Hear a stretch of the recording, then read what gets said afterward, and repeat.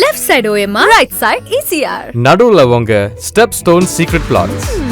Beach Resort Plots, just 24 lakhs onwards. Call 96268 99268. அன்பை கொடுங்கள் ஆடை கொடுங்கள் ரமலான் பெருநாள் Super Saravana Stores.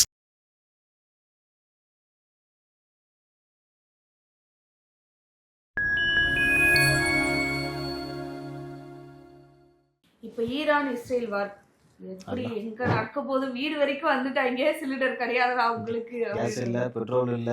எங்க அம்மா வேற இன்னைக்கு புலம்புறாங்க. இன்னும் 20 நாள் தான்டா இருக்கு, கேஸுக்கு போன் பண்ணா எடுக்க மாட்டாங்கன்னு புலம்புறாங்க. நோ ஆயிலுக்கு அது மாத்திடுங்க. அதான் பொண்ணும் போல இருக்கும். இப்போ இந்த வார் பத்தி எல்லாரும் பேசிட்டு இருக்காங்க. இதுக்கு முன்னாடி எத்தனையோ வார் நடந்திருக்கு. அந்த வார்லயே எனக்கு தெரிஞ்சதெல்லாம் வேர்ல்டு வார் 1, 2 இவ்வளவுதான் தெரியும். அது மட்டும் இல்ல, நிறைய வார் அந்த மாதிரி நடந்திருக்கு. நிறைய பாதிப்பு அதனால நடந்திருக்கு. நிறைய பேர் இறந்துருக்காங்க. அது என்னென்ன வார், அது நடந்த சுவாரஸ்யமான 1-2 நிகழ்வு. உங்களை பார்க்கும்போது எனக்கு ஹிஸ்டரி சார் தான் ஞாபகம் வருது. கொஞ்சம் டீட்டெயிலாக எக்ஸ்பிளைன் பண்ணிருக்கேன். ஓகே, முதல்ல எடுத்த உடனே வேர்ல்டு வார் 2. ஓகே, அது கண்டிப்பா எல்லாருக்கும் தெரியும். 1935 இருந்து 45 வரைக்கும் நடந்துச்சு அந்த வார். அதுல வந்து கிட்டத்தட்ட 70 இருந்து 80 மில்லியன் பீப்புள் வந்து அதுல இறந்து போனாங்க அப்படின்றத சொல்றாங்க. மிகப்பெரிய ஒரு தாக்கத்தை ஏற்படுத்தியதுன்னா அதுதான்.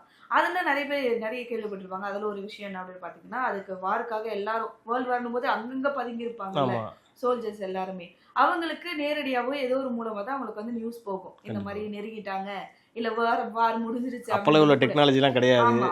அதுல என்னன்னா 29 வருஷத்துக்கிட்ட அதுல இருந்த சில சோல்ஜர்ஸ் வந்து எல்லாருமே அந்த பங்க்ல வந்து பதுங்கியே இருந்திருக்காங்க. நமக்கு இன்னும் நியூஸ் வரல, வார் இன்னும் முடியல, உள்ளே செத்து போயிருக்க மாட்டாங்க.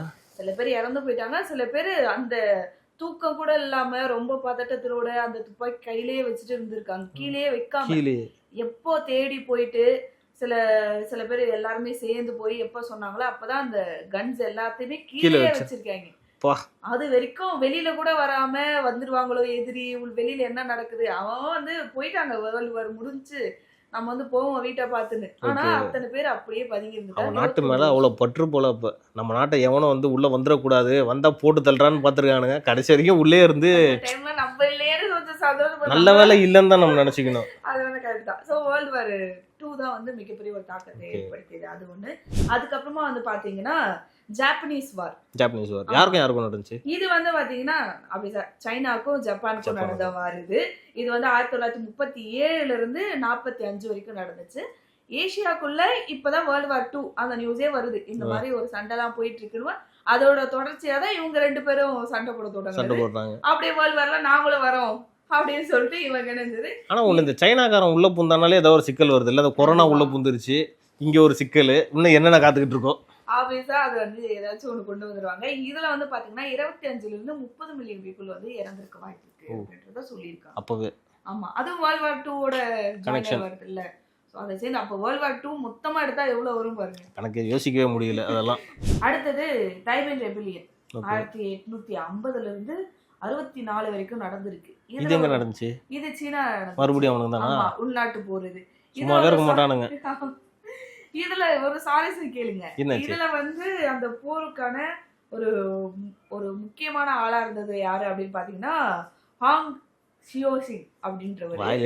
ஆமா, எனக்கு ஒரு வேலை ரொம்ப கஷ்டப்பட்டுதான் எடுத்தேன். இவர் என்ன சொல்லியிருந்தாருன்னா, என்ன மாதிரியான தகவல் கொடுத்துருக்குன்னா, இவர் வந்து ஜீசஸ் என்னோட கனவுல வந்தாரு, அவர் இப்ப இருக்கிற ராஜாங்கம் எதுவுமே தேவையில்ல அப்படின்னு சொல்லிட்டு என்கிட்ட சொன்னாரு, இயேசுவோட தம்பி அப்படின்னு சொல்லிட்டு ஒண்ணு கிளப்பி இருக்காரு. இதுல என்ன மாதிரியான போர்கள் நடந்துச்சதுல ரொம்ப முக்கியமான ரொம்ப ரத்த கலரியான ஒரு போர் அப்படின்றத வந்து நமக்கு குறிப்பிட்டிருக்காங்க. நம்ம தேடுற கூகுள் அதெல்லாம் எதை எடுத்தாலும் அதை சொல்றாங்க. ரொம்ப வந்து கலகமா நடந்துச்சு அப்படின்னு சொல்லிட்டு இதுல கிட்டத்தட்ட 20 இருந்து 30 மில்லியன் பீப்புள் வந்து இறந்திருக்காங்க. உள்ள சைனாவிலேயே இவ்வளவு பேர் செத்துட்டாங்க உள்நாட்டு போர்லயே.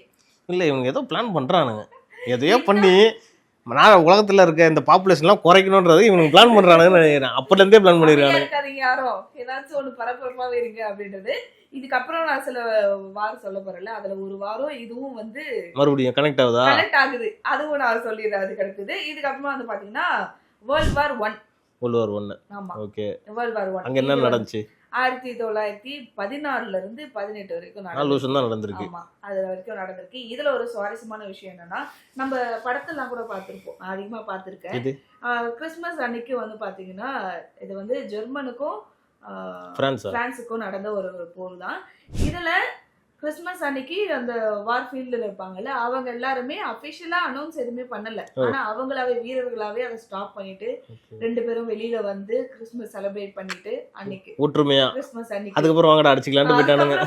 அதுக்கப்புறம் அவங்க பக்ல போயிட்டு அடுத்த நாள் எப்போ வரும் சண்டை போடுவோம்னுட்டாங்க. அப்ப வந்து கிஃப்ட்லாம் ஷேர் பண்ணிட்டு இருக்கிற ஃபுட் எல்லாமே கொடுத்துட்டு அவங்க ஃபேமிலி பத்தி ஷேர் பண்ணிட்டு கேம்ல விளையாட்டு அப்புறமா போயிருக்காங்க. இவ்வளவு பண்ணிட்டு எப்படி ஒற்றுமையா தான் இருந்தீங்க, அப்படியே இருந்து கொண்டு தானே அப்படின்னு தெரியல.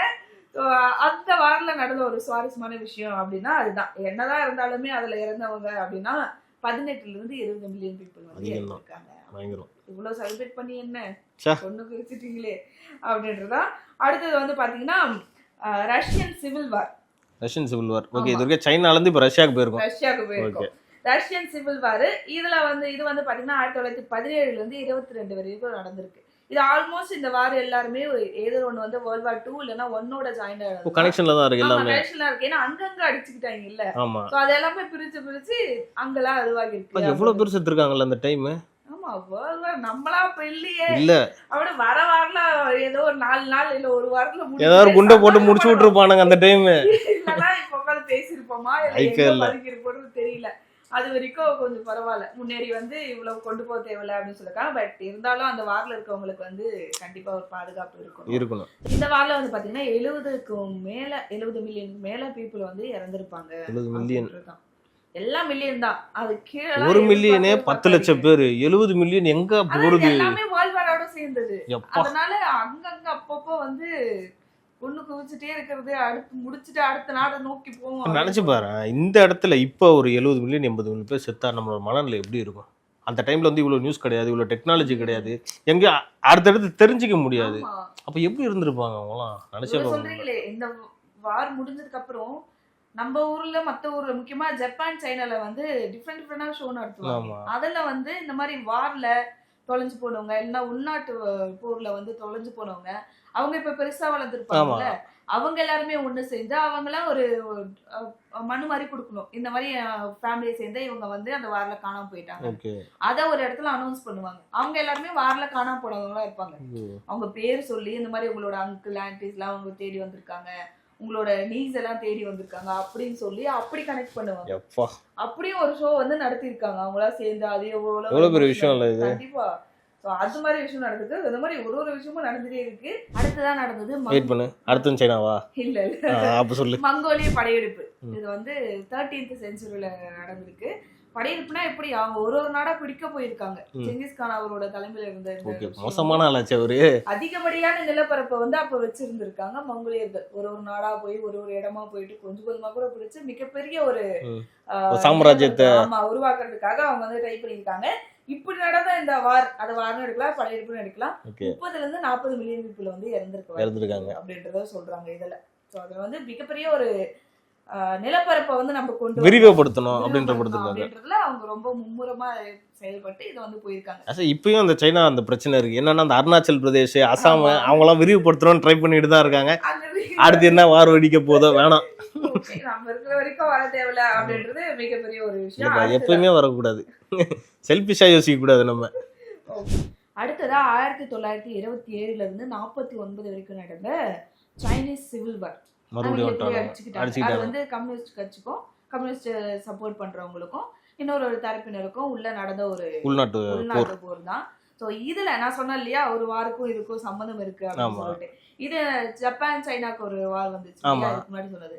அந்த வார் வரும்போது இந்த வார் உள்ள நடந்துட்டு இருக்கு. வரும்போது இவங்க என்ன பண்ணிருக்காங்க, நம்ம சண்டை போட்ட கத்தி எல்லாத்தையும் விட்டுருவோம், அவனுக்கு போய் அடிப்போம், அதுக்கப்புறம் வந்து நம்ம சண்டை போட்டுக்கலாம் அப்படின்னு சொல்லிட்டு. அதனால நீ நானும் பங்காளி, நம்ம அப்புறமா சண்டை போட்டுவோம், வெளியாள் ஒருத்தன் வரான் அவனை போட்டு தள்ளிட்டு கூட வரண்டா அப்படின்னு சொல்லிட்டு இந்த உள்நாட்டு போரை நிறுத்திட்டு அந்த போர்ல போயிட்டு சண்டை போட்டு அதுக்கப்புறம் வந்து கண்டினியூ பண்ணிருக்காங்க. செவ்வா மறுபடியும் நம்ம சண்டை போட்டு மறுபடியும் சண்டை போடுவாங்க. அது வந்து கொள்கை பேஸ் பண்ணி வந்ததுதான். கம்யூனிசம் தெரியும் நமக்கு. ஆமா சோ அது பேஸ் பண்ணி ஒரு கலர் பேஸ் பண்ணி போன வார் அப்படின்னு சொல்றாங்க இவங்க. சோ அப்படி போன வார் இதுல வந்து பாத்தீங்கன்னா 4 இருந்து 9 மில்லியன் பீப்புள் வந்து இறந்திருக்க வாய்ப்பு இருக்கு. இது வரைக்கும் 70-80 போயிட்டு இருந்துச்சு. ஆமா இது இந்த வாரோட சேர்த்துக்க தேவையில்ல.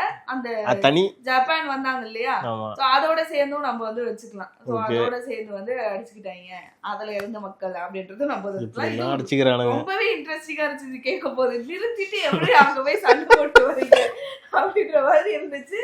சோ இதுதான் இன்ட்ரெஸ்டிங்கான ஃபேக்ட்ஸ். அண்ட் இது வரைக்கும் நடந்த மிகப்பெரிய வார். பகவதி படத்துல அடிச்சுப்பாங்க தெரியுமா, நாங்க 2 பேரும் பங்காளி, நீ எதுக்கு உள்ள செப்பல் ஸ்பிஞ்சிரும் உனக்கு. அந்த மாதிரி ரொம்ப சுவாரஸ்யமா நிறைய நடந்திருக்கு. இப்ப வந்து நம்ம சொல்றோம் நமக்கு வந்து பெட்ரோல் கிடைக்காம போயிடும், நமக்கு வந்து சமையல் எரிவாயு கிடைக்காம போயிடும் அப்படின்னு சொல்றோம். ஆனா இதுக்கு முன்னாடி நடந்த வரல எப்படி எல்லாம் இருந்திருக்காங்கன்னு கேட்க அப்ப என்னென்ன கிடைக்காம போச்சோ யாருக்கு தெரியும். எதுவுமே இல்லாம இருந்திருக்கோம் அப்பெல்லாம். சோ இதையும் தாண்டி இத்தனை வார் இத்தனைக்கும் பாரு, இப்ப சும்மா ஒரு மாசம் தான் ஆயிருக்கு இந்த போர் ஸ்டார்ட் ஆகி, அதுக்குள்ளே பெட்ரோல் இதுக்கெல்லாம் வந்துருச்சு. இன்னும் என்னென்னலாம் கிடைக்காம போதோ தெரியல. இன்டர்நெட் வராது அப்படின்றாங்க. ஆமா பேசுறது மக்களுக்கு போய் சேருமான்றது கூட தெரியல. ஆமாப்பா இப்பயே சொல்லிக்கிறோம். ஓகே சோ இந்த மாதிரி இன்ட்ரெஸ்டிங் ஃபேக்ட்ஸ் அடுத்தது என்ன அப்படின்றத அடுத்த வீடியோ பார்க்கலாம். இது வரைக்கும் இது நடந்த 7 வார்ல இன்ட்ரெஸ்டிங் ஃபேக்ட்ஸ் இதுதான். ஸோ இதே மாதிரி உங்களுக்கு அதிகமான வீடியோஸ் கிடைக்கணும், இன்ட்ரெஸ்டிங் ஃபேக்ட்ஸ் தெரியும்னா கண்டிப்பாக சேனலை சப்ஸ்கிரைப் பண்ணிடுங்க. அடுத்த வீடியோவில் நான் உங்களோட மீட் பண்ணுறேன். And this by from Archana Deva.